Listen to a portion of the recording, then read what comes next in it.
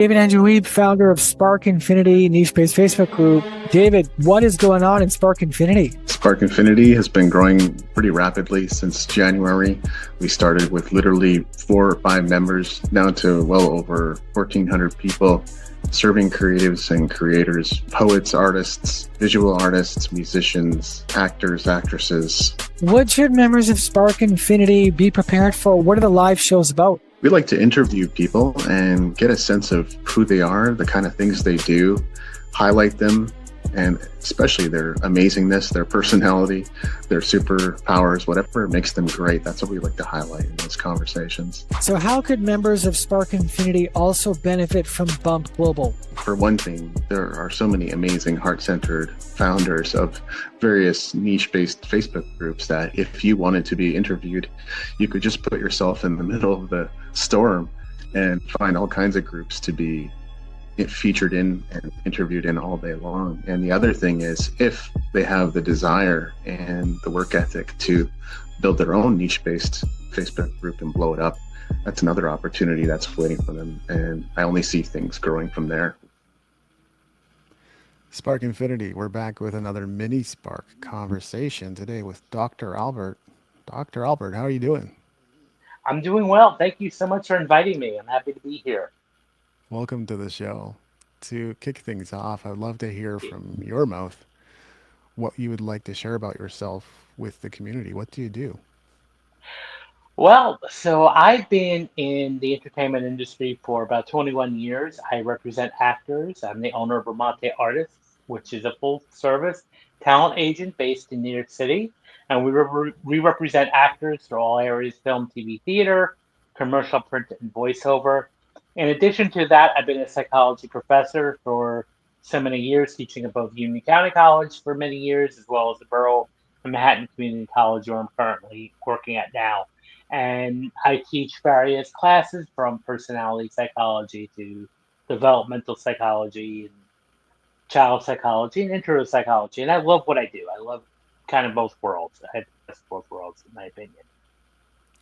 Sounds like you're keeping busy. What kind of roster or what size of roster do you take on? I would say we're small to medium boutique.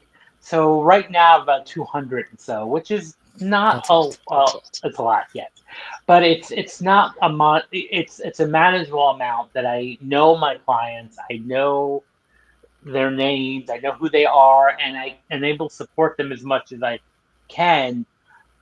Some agencies I know have upwards of 800 to 1,000 and over 1,000, and for me, that's not a manageable number because I want to be. I think in order for me to be effective like that, I should have a manageable number, and that's where it all lies into. Because the actors that I represent need to be supported, need to be heard, and should be validated. it's a great point. I think that's more than fair. So tell us a little bit about the work of an agent. Are you basically connecting your talent with gigs? Is there more to it? A little bit more than that, but in a nutshell, that's exactly what I do, and that's I've Mhm. always felt myself to be a connector of people, and what great way to be a connector day in day out by connecting actors to jobs and also actors to each other. So, but my primary day-to-day duties are to find opportunities for actors.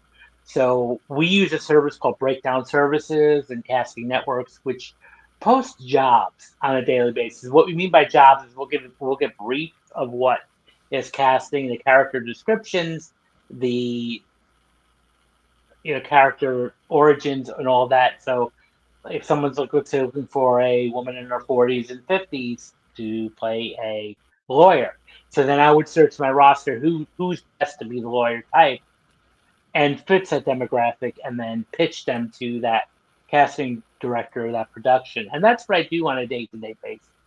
And there's other stuff I do too. I support as provide much support as possible. We're, we provide like every 6 months to like reconnect meetings, strategy sessions for our clients.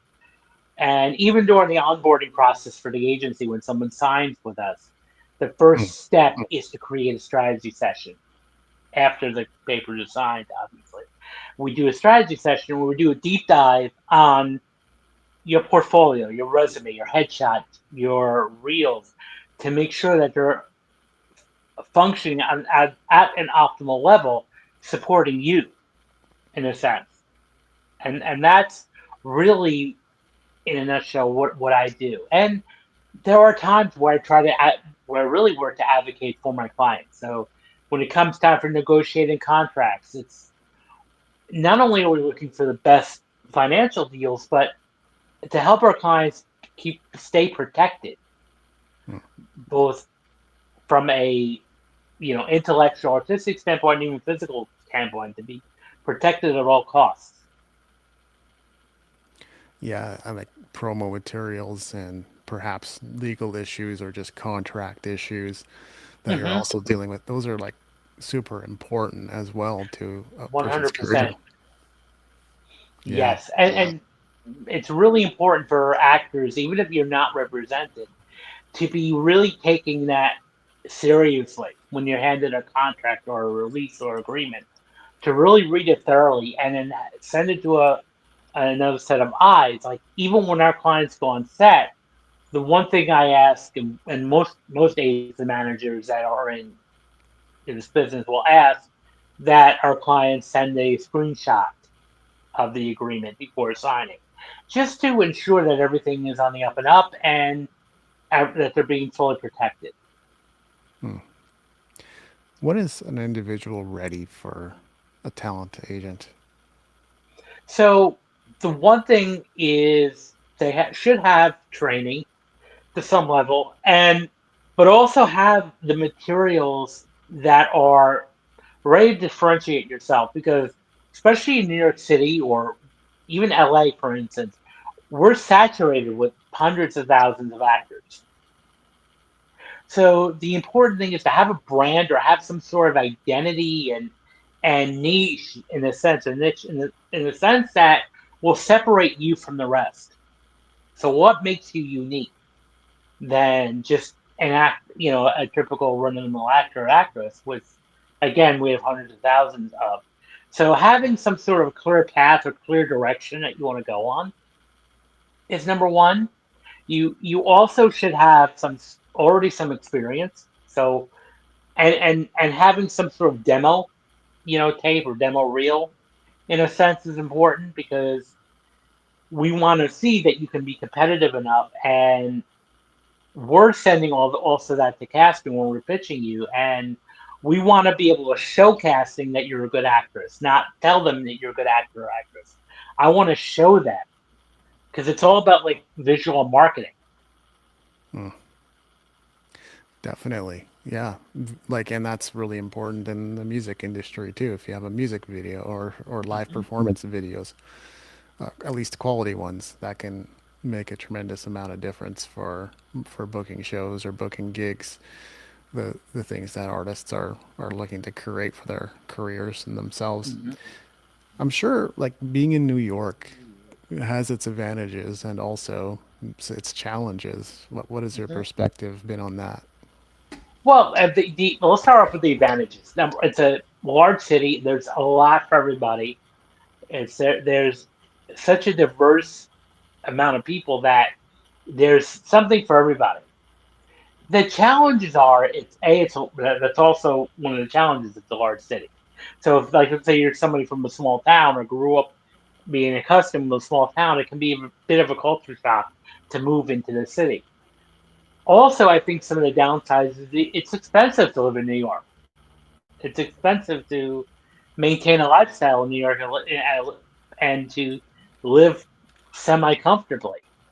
So there's that challenge, and that's why some people, a lot of actors might move to like Long Island or to New Jersey or to Connecticut or the tri-state area, so that they may not be in New York full time, but they're close to it. That they're a train ride away, whether it's a half hour to an hour train ride away, that they can get in and out of the city when needed. Yeah. So, mhm.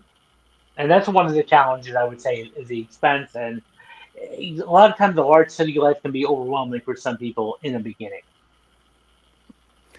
No, absolutely. And I will say for sure, like I moved from Calgary to Vancouver, and it probably should not have come as such a shock because I actually grew up in Japan. So it's a metropolis everywhere you go. There's people everywhere you go. There's nothing that quite compares to Tokyo, which I did not live in Tokyo, but nevertheless.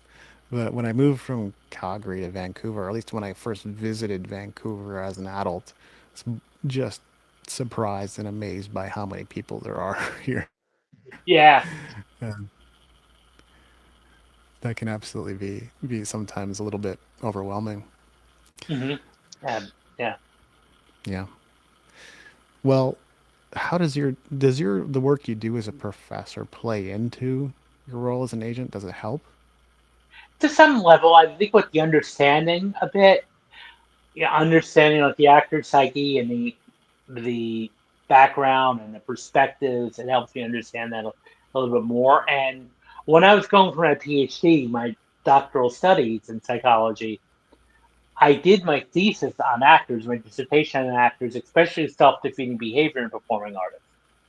So I was able to help people overcome their limitations by, using self-sabotage, and that's using my background in psychology to help actors. So it does help from time to time. I mean, they are completely distinct operations, but it does help.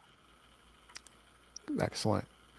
When it comes to booking gigs and such, like I used to do a little bit of that for myself. I had a Mhm. decent track record, but I did come to a point in my career where it it didn't work, and so other people would book shows for me, and that worked so much better that I just kind of left it in the capable hands of band leaders who would give me referrals, and that always Mhm. ended up working out much better for me. But when I think about that, I'm like, you must be on the phone all the time, all day, having conversations, and sometimes like the answer is a no too, right? All the time, there's a lot more no's than yeses, and that's the reality of being an actor, or I think any performer in general. Is you're going to get much more no's than you're going to get yeses. And my secret wish is I wish that they prepared these actors when they were in school more of that reality that that's going to happen. Yeah. And so that's why one of the skills that's really important to have as an actor is grit and resilience and perseverance, really, because it's all like related. So because of all those no's, you need to keep pushing forward. Because one thing I've noticed is there's a high turnover rate amongst Mm. actors in the art, where they'll go to school, they'll spend upwards of six figures even to get a degree, a Bachelor of Fine Arts degree in acting or theater, and then 3 years afterwards they're working in a field outside of acting, giving up because they weren't ready or prepared. They didn't really have a game plan Mm. to make it because they a lot of times they come from a small circle. Now you're going from a small circle to a huge circle. Of course. What would you say are the essential elements of agent's toolkit? A phone, a computer, what else? Databases? Database, phone, computer, social media. But I would definitely say nowadays it's more email than it Mm. is phone. Mm. So, but I would definitely say like you need a good smartphone, you need a good phone with email capability on it, and fast. And it's important to have be on top of it because a lot of it is speed. Submitting fast on jobs, emailing rapidly when a casting call comes in. It's important to do that. AI is obviously playing an increasing role in the entertainment industry. Have you kind of Hmm. wrapped your head around what's happening and what do you have a sense of what you're anticipating next? Well, there are it's a very polarizing issue, at least in my industry, because you have some people that are really anti AI, and rightfully so. I can understand their concerns. What I'm finding is that there's definitely an issue with the voiceover world because now you have so many apps and programs that are doing AI generated voiceovers for a fraction of the cost that would require to hire a voice actor to do something. And the voices are starting to sound more real and more real and authentic. A while back, you could tell if a voice is AI generated; it was so obvious. Now it's getting a little bit harder to do that. The one thing though that I feel that we're safe with, at least in our industry, is the creativity aspect of it. You still need human beings to tell stories. AI cannot do that. AI can only search for patterns and maybe come up with generalities. But if I ask AI to write me a movie, it's going to be a very lame movie Yeah. and very cliched movie because it's only going to go based on the formulas of what movies are out there. It doesn't have that imagination. So I'm not necessarily worried about that. And even if I were to say, okay, I want to create characters, you've got to give them depth, and that's what really is all about. So even if I were to say, let me create this AI generated movie, it's gonna not be authentic. So for me, I'm not concerned about that, that aspect of it. The voiceover world, I'm a little concerned with. I'm also a little concerned with cloning and deepfakes now because they're getting better and better at it, and that's the one thing I'm concerned about. And especially, or also another threat that's been coming up and been posed a lot, which is somewhat credible, is background actors. Like now they can CGI crowd scenes, and that costs them a lot less than hiring so many extras. And the unfortunate side is a lot of, especially there's a lot of actors who do this as a living, background work, because it pays their insurance, it pays their health care. So I'm a little concerned about that. But I don't really find it to be a total existential threat as some people might, but that's just me. Yeah. I mean, there could be a looming threat here, but I don't think it's immediate, and it's certainly not taking everything over. I work with Right. AI every day. I have a big tech contract, so pretty Mm-hmm. familiar with both its strengths and limitations at this particular Yeah. point in time. And it can do a lot of great stuff, but at Hmm. the same time, there are limitations. And I come from the thing again, at least in the near future, I'm not at the point to say that AI is going to be taking their jobs over. At Yeah. least at Yeah. some in the near future. I mean, now they of course they're coming up with the new models and new with especially AGI, which is going to be even more so with agentic AI. So, but at this point, I don't see it being a threat. Now, I think it's a skill that we should all be somewhat familiar with, and I think it could be a great tool to help to be like to automate stuff like again the admin stuff for business people. They can help with, but it's not going to be a substitute for us. It's not going to replace us. At least that's my perspective. And maybe it's optimistic, but that's how I think. Yeah, I think it seems that way for now. And I don't know about AGI. I'm still skeptical of this whole idea of general intelligence, just given how poorly sometimes AI will perform math, just as an example. It Yeah, has a knowledge base of data it's pulling from, but it doesn't really know anything, and it doesn't know current events or news. So, right. And it only goes by what it feeds off of what it's on the internet or what somebody prompts it. And I found that even did some experimenting. The one thing that AI cannot do, at least in my field, is humor. I've actually prompted it to tell me jokes. Okay, tell me an edgy. Come on, go edgy. And I'm like sitting there going like, my grand nieces and nephews who are in kindergarten can come up with much better jokes than what AI is giving me. So that's funny.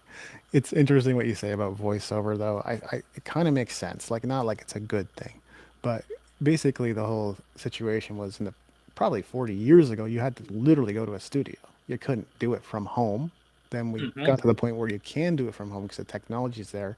You buy yourself a good mic, you go into a really quiet room, or you buy like a sound booth for your mic, hmm and there's audio processing tools to make it super easy for compression and noise and all that kind of stuff. yes, However, that's still the process. You can't do it without a quality mic and a quiet room or a quiet environment. Whereas AI can just be perfect. There's no noise, there's nothing in the background because it's just synthesizing a voice. So that's the Right. difference there. Hmm. To get into the weeds of it. Yeah, absolutely. And it's still, and even so, even though it is AI generated, a lot of times it's robotic sounding too, Yeah. which It's not. yeah, it's absolutely true. Like some of the voices are still pretty cheesy. It's starting to Yes. sound a little bit more like I see channels on YouTube that initially sound kind of human, but after a while you can clearly tell based on the words they put spaces between or how they pronounce certain things that it's not Hmm. human. Yeah, 100%. Yeah. YouTube has recently said though they're not going to prioritize AI slop in their algorithm anymore, so that's kind of going, and I think that's the right way Yeah, to go. I would think so too, because I know it's just anybody could just become a YouTube star, and I don't think it would be fair to the creators that are really working hard to create authentic content. Yeah.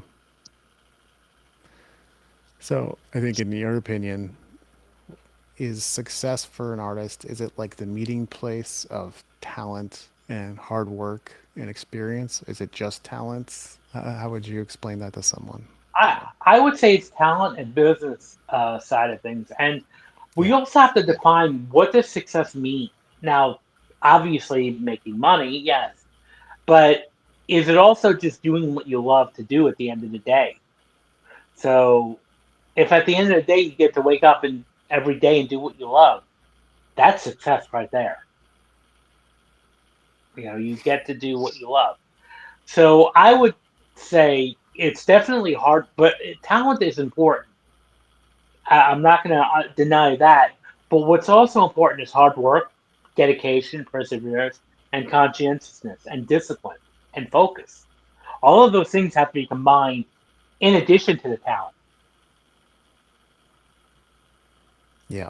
And I really think that goes for any creative discipline. Anyone who's in our group can benefit from that advice. And the business Absolutely. aspect.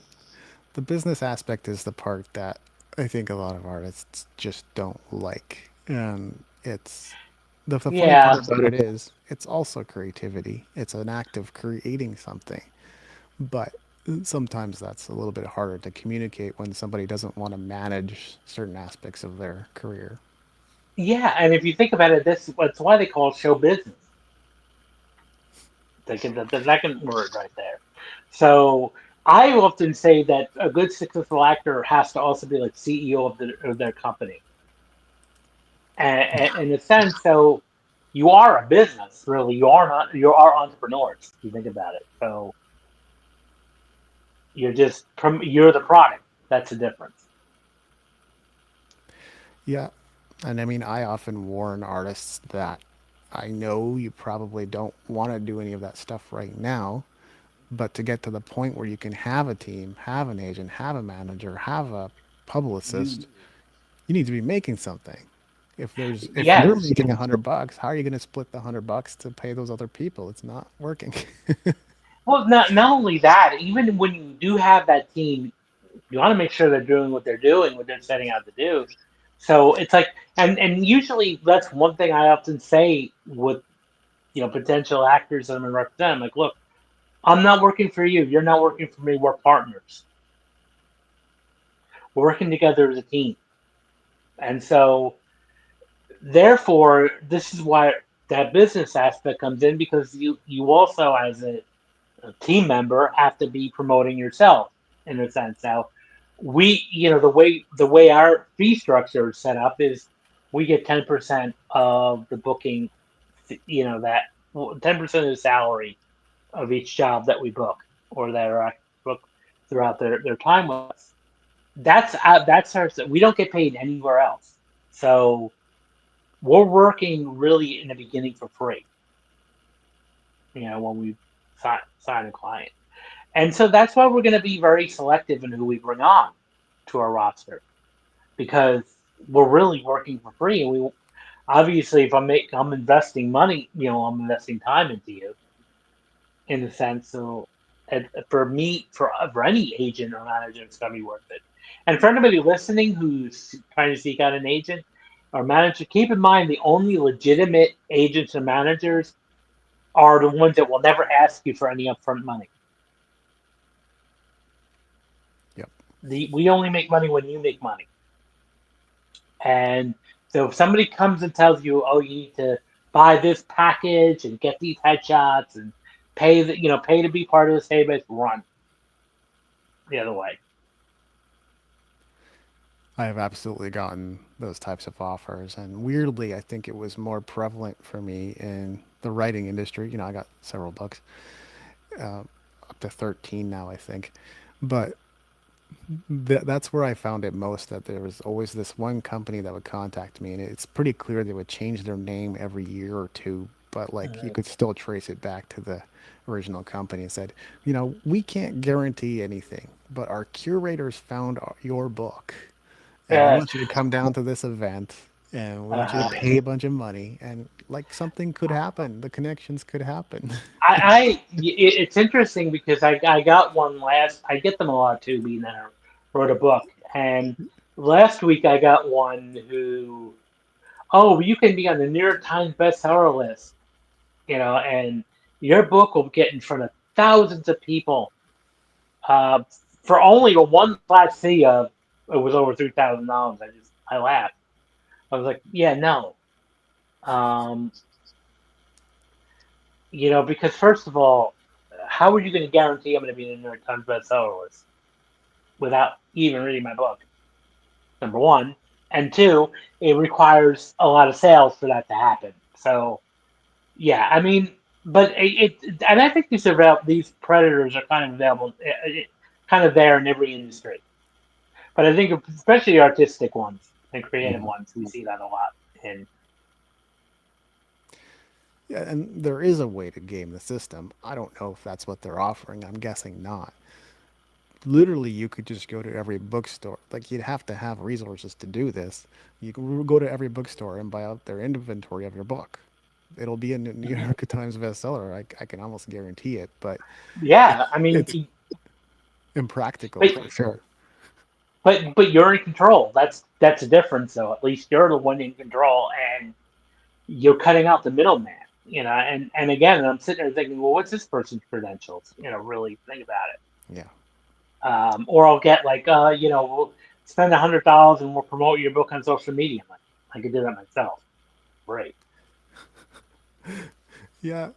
And I mean, the ones that I've gotten recently, they've gotten clever, Dr. Oliver, because now it's like there's some author on Twitter that contacts me and says, hey, there's this, and they'll, over the course of a few questions, but they'll be like, hey, there's this like book promotion company. You should work with them. I'm like, proof? Stats, testimonials, examples, Yeah, reviews. You got anything? They're like, no, no, you don't understand me. And I'm like, no, I do understand you, and you don't understand marketing. So what? you're right. Yeah. So, but That's yeah, how they got clever. this is why you really, anybody really has to do your due diligence before buying into any type of program. Research, do background check, read reviews, do whatever you need to do first before. Because it sounds great. It sounds exciting, all the bells and whistles on things. But um, you also don't want to be taken for a ride either. No, the one that I ran the other way from immediately, or almost immediately, was people talking about slots. Oh, we're going to write you an article, and finally you're going to be seen by everyone. It's a highly publicized publication. It's seen by everyone, and it's seen everywhere. And all you got to do is give me this amount of money to reserve your spot. I said, spot? I don't recall anything about a slot or a spot. You didn't mention it, and he also didn't mention payment. Yeah, he's like, I'm going to write the article for free, but you need to reserve your slot. I'm like, no, come on. Yeah. If you're interested Well, in me, you'll cover me. That's just that's wordplay. That's word manipulation right there. yeah. That's not free. And that's the whole thing too. Um, so like I said, there's scams everywhere, and we just need to be diligent and be good business people and and read thoroughly the fine print of everything we're going to be a part of. Yeah. This is a question I always love to ask. How do you stay inspired? How do I stay inspired? Well, I think being around inspired people. My actors inspire me all the time, all the time. My community inspires me all the time, and I always maintain an attitude of always keep learning, keep reading, keep learning, learning new ideas, get exposed to different viewpoints all the time. And that's the way to do things, by being active, like being actively involved. So even though like I would consider myself having a terminal degree, having a doctorate, at the end of the day, I'm always learning, still learning every day. My learning will never stop. And that's one thing that keeps me inspired. So I would say two things: learning and by being around great people. I resemble that. And are there any books specifically that you really loved? I would say I'm working right now on the 44 Rules of Power by Robert Greene. Yeah. Um, Wonderful, great book. Now it's controversial because some people say, "Well, it's all about power," but I look at it like, a number one, it's great, it's well researched too, which I appreciate that. Two, it's very intellectually done, and three, it helps make it's not necessarily about a book about becoming powerful, but it's about recognizing how other people. So you become more of a guard against yourself because then you can recognize these patterns too. So I think it's a great book. Also read 12 Rules for Life by Jordan Peterson, which I Mhm. thought was really well written, well researched. Um, so and I like just reading new books all the time. In a sense, I've also read like Man's Search for Meaning by Viktor Frankl is a good one. Think and Grow Rich, Napoleon Hill. There's a whole number of things. So there's a whole lot of great books out there. Excellent choices. So, is there anything else we should have talked about, or did you get to talk about everything you wanted to today? Well, I'd like to plug my book, even if that's Absolutely, possible. please. Yeah. So it's called Rise Above the Script: Confronting Self-Doubt and Mastering Self-Sabotage for Performing Artists. And it's on Amazon, so you can get it as a paperback, ebook, or audiobook. I have it in audiobook format. And I will say I had a professional narrator do the book. I did not have AI narrate the book. Although I did get offers for that, I still wanted to go through a natural narrator Yeah. to do that. So It's Yeah, it's interesting because Amazon KDP recently added that feature where you are able to get an AI to read your book, right? But I kind of the same feeling that even if I do get AI to read it, I'd probably still get a professional to read it too.